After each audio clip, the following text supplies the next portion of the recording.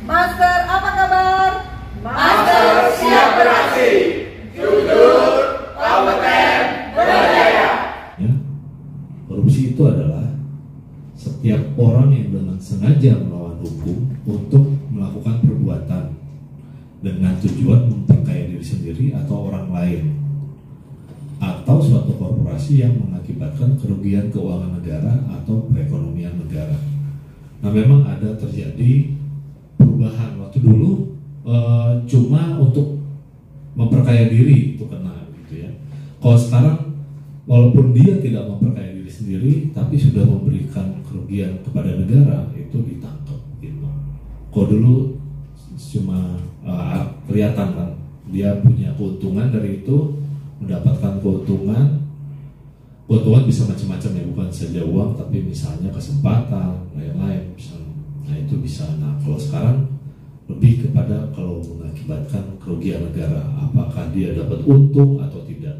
Ada satu contoh, satu kepala daerah waktu itu dia berbuat baik untuk masyarakatnya gitu, dia bagus banget gitu ya, udah bangun semua infrastruktur di daerahnya gitu ya, dapat dukungan rakyatnya, percaya, baik, nggak korupsi gitu ya. Ternyata cuma gara-gara maladministratif atau kesalahan administrasi gitu. Jadi dia lihat nih di kebun warganya, kebun di daerahnya itu dia menanamkan kelapa sawit, tapi ternyata kelapa sawit itu kan sudah tua. Dia ingin meregenerasi kelapa sawit itu agar tidak jadi sia-sia begitu lahannya gitu, dia ganti. Oh itu memberikan keuntungan untuk daerahnya ternyata. Tapi ternyata dia ditangkap karena apa ya tadi, maladministrasi. Jadi yang namanya barang milik negara ketika ada pergantian itu memang harus dihapus. Cuma gara-gara itu dia sendiri nggak dapat untung. Nah ini contohnya kayak gitu, kerugian negara karena di tercatatnya pembukuannya secara akuntansi seperti itu. Nah itu salah satu contohnya. Kita next ya. Nah ini yang penyebab korupsi apa saja sih begitu. Jadi ada dua teori sebetulnya, ini salah satunya dari Donald Creasy yang terkenal. Jadi ada tiga katanya. Pertama ini jadi disebut fraud triangle karena ada tiga. Jadi ini yang triangle ini segitiga yang memang itu aja katanya. Pertama itu apa? Kurang jelas di sini. Yang di atas pressure. Pressure itu tekanan. Karena tekanan mau dari ekonomi, mau dari atasan, perintah atasan, mau dari faktor politik, itulah apapun itu, karena dia merasa tertekan. Kedua, dia juga merasa melihat keuntungan atau kesempatan, opportunity. Di situ kesempatan itu, oh ya nggak ada pengawasnya, nggak ada yang lihat, nggak ada sistem yang bisa mendetek gitu ya. Ya dia cukup yakin gitu. Yakin, percaya diri, tidak bisa ditemukan gitu ya siapa yang melakukan korupsi. Nah makanya dia melakukan itu gitu. Nah ketiga itu rasionalisasi. Ada yang tahu rasionalisasi maksudnya seperti apa? Kita next ya. Ini salah satu bentuk, beberapa bentuk dari rasionalisasi. Misalnya kita ngasih orang, ini kan cuma sekedar tanda terima kasih, Bapak kan udah bantu saya gitu. Nah itu sebagai pejabat negara, bukan pejabat saja ya, semua abdi negara itu nggak boleh begitu terima tanda terima kasih gitu ya. Terus dikatakan ya cuma-cuma dan ikhlas, walaupun saya nggak dapat untung, saya kasih cuma-cuma, itu nggak boleh juga sebetulnya. Itu orang itu memberi kan ada motif, kita nggak tahu ya ke depan gitu, dia mengharapkan apa dari seseorang. Kemudian toh kan memberi tidak ada yang mati atau terluka gitu. Terus juga kata hanya uang receh dan sebagai sedekah lah. Itu pembenaran seperti itu yang tidak boleh. Bilangnya juga toh juga saya memang akan mendukung dia jadi pemenang tender ini, jadi nggak akan pengaruh mau saya dikasih atau enggak juga gitu. Ya tetap aja nggak boleh terima gitu, tetap nggak boleh terima. Terus dengan alasan budaya itu nggak masuk, nggak boleh. Dengan bahkan alasan di paling bawah itu dengan alasan agama, menganjurkan dalam agama saling memberi hadiah gitu, nggak ada, nggak boleh gitu. Pokoknya selama kepada abdi negara gitu ya nggak boleh. Silahkan dilanjut. Nah ini teori keduanya, namanya Ghosn Theory dari Jack Bologne. Nah penyebab korupsi itu ada apa? Ada greedy itu rakus atau serakah. Perilaku serakah yang secara potensial ada dalam diri setiap orang gitu ya. Terus kemudian ada O-nya, opportunity tadi, kesempatan sama.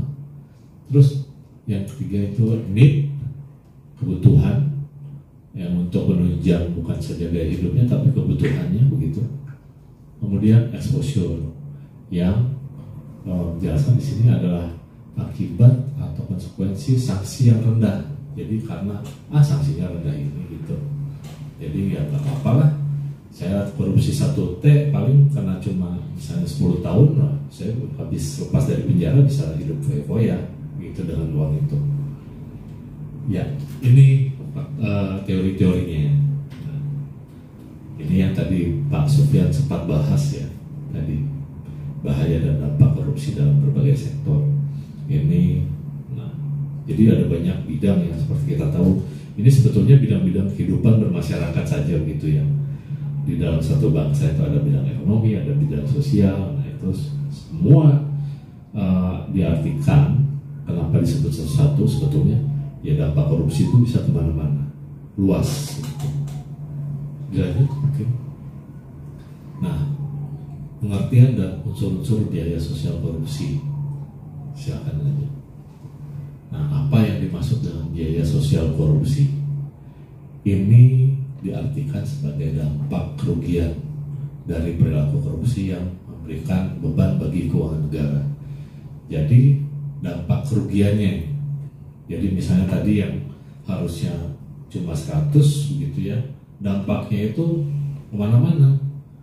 Bahkan kalau misalnya koruptor sendiri ketika pengusutan kan ada biayanya tuh, misalnya penyelidikan, penyidikan, pengadilannya, bahkan sampai udah ditangkap aja negara harus membiayai untuk makan dia di penjara.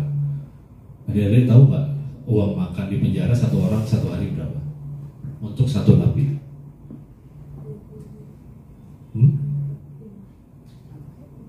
Nggak apa-apa, nggak apa-apa. Kira-kira berapa? Yang ceritanya yang manusiawi lah. Atau mungkin memang adik-adik mungkin tahu negara Indonesia mana ada uangnya kan untuk napi lagi kan 5.000 kali gitu ya. Kan dulu kan sempat sampai untuk beli obat aja nggak bisa itu, untuk beli sakit biar masuk angin atau fix aja gitu ya nggak bisa gitu. Minyak kayu putih itu nggak bisa gitu. Dulu sempat seperti itu kondisi kehidupan di penjara gitu. Nah kira-kira berapa? 37. Kayak rumah. Kan masih kebagusan. Masih kebagusan. Di atas sedikit. Nah, jadi ya di 2023 itu 18.000 satu orang untuk 3 kali makan. Nah, untuk 3 kali makan. Jadi ya sehari itu mungkin pagi, siang, malam gitu. Jadi ya mungkin lauknya seperti apa ya, nasinya juga seperti apa gitu ya. Itu kalau nggak dikorupsi lagi, misalnya dia ngambil lagi. Nah, jadi itu biaya-biaya ini banyak sekali yang membebani keuangan negara gitu ya. Lanjut apa? Nah, juga ada biaya antisipasi. Mohon maaf ya, tulisannya gelap gitu ya. Sebentar. Di sini ada ya. Jadi saya terangkan aja mungkin ya.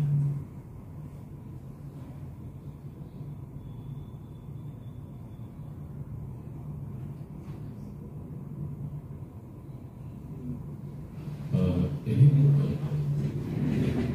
jadi ada yang namanya biaya antisipasi begitu ya. Nah ini antisipasi itu untuk apa? Untuk mencegah korupsi begitu. Ini yang namanya biaya antisipasi. Misalnya KPK itu sampai punya alat yang untuk merekam atau menyadap ya sebetulnya tapping. Nah itu KPK punya dan itu bukan ratusan ya. Saya nggak tahu sih sebetulnya pastinya. Tapi satu alat itu mahal sekali. Untuk menyadap itu bukan cuma sekedar merekam, bukan. Lebih bisa masuk ke sistemnya, bisa macam-macam gitu. Dan itu mahal sekali. Dan ini yang sebenarnya jadi beban keuangan negara juga karena cuma satu alat saja begitu. Sedangkan sebetulnya apa sih yang mau diharapkan dari penegakan tindak pidana korupsi itu sebetulnya apa sih? Coba dipikir sama adik-adik. Kalau ditangkap ini perlu ditangkap nggak koruptor? Perlu nggak? Biar apa tuh? Biar dia nggak korupsi pertama ya. Kedua, orangnya diapain? Pidana mati aja. Sebetulnya tindak pidana jadi tindak pidana korupsi itu termasuk kejahatan yang luar biasa bersama kejahatan HAM berat ya, kejahatan HAM berat yang memang kalau di Indonesia hitungannya bisa hukuman mati gitu ya. Saya nggak tahu kalau korupsi masih misalnya dana sosial, dana bantuan sosial bagi masyarakat begitu bisa hukuman mati yang menimbulkan banget kerugian. Nah balik lagi ke yang tadi ya, itu dihukum kan artinya ya, koruptor itu harus dihukum gitu. Tapi sebetulnya yang paling penting dari itu sebetulnya adalah memulihkan kembali. Semua tindak pidana itu sebetulnya tujuannya menghukum itu tujuannya untuk bisa memulihkan keadaan korban. Itu yang terpenting sebetulnya. Jadi misalnya ada korban kekerasan, ini kita nyambung sedikit dengan hukum lainnya, misalnya ada kekerasan terhadap anak atau perempuan gitu ya. Kenapa perlu pemulihan? Itu yang paling penting. Yang paling penting. Jadi misalnya traumanya dihilangkan gitu ya. Oh, saya mobil saya dicuri, rusak begitu. Loh, kan saya nggak penting orang yang ditangkap misalnya itu mah hukumannya, saya pentingnya mobil saya atau harta saya kembali deh. Nah itu yang sebetulnya pemulihan gitu. Termasuk ini untuk korupsi itu sebetulnya adalah recovery aset, bahasa Inggrisnya itu pengembalian aset gitu. Nah kemudian saya lanjut yang kedua ya, biaya akibat. Nah biaya akibat ini biaya yang timbul dari kerugian yang ditanggung masyarakat. Seperti apa? Ya dampak sosial ekonomi, dampak investasi, itu dampaknya. Contohnya kayak tadi, misalnya dana kesehatan masyarakat begitu yang dikorupsi. Dana kesehatan masyarakat artinya apa? Jadi masyarakatnya tidak bisa berobat, atau dokternya nggak bisa memberikan obat yang baik. Artinya si masyarakat itu atau orang tersebut yang sakit akhirnya harus berkali-kali. Nah itu dampak juga. Nah yang mengakibatkan dampak bagi masyarakat dan kerugian bagi masyarakat. Jadi terus-menerus begitu. Harusnya kalau dokter itu diselesaikan ya, bukan berkali-kali ke dokter. Oh, dokternya bagus nih makanya saya langganan terus sama dokter itu gitu kan. Nggak seperti itu ya. Dokter yang bagus adalah ketika datang sekali udah sembuh, udah selesai. Kita lanjut, ini yang biaya reaksi. Nah ini muncul dari proses penyelesaian perkara. Seluruh proses itu ini yang namanya biaya reaksi. Jadi balik lagi ya, adik-adik, ada biaya antisipasi untuk mencegah, terus ada biaya akibat, gitu ya. Nah ini biaya reaksi, biaya akibat yang tadi, ini biaya reaksi yang prosesnya. Ini yang disebut namanya biaya sosial korupsi. Oke, lanjut.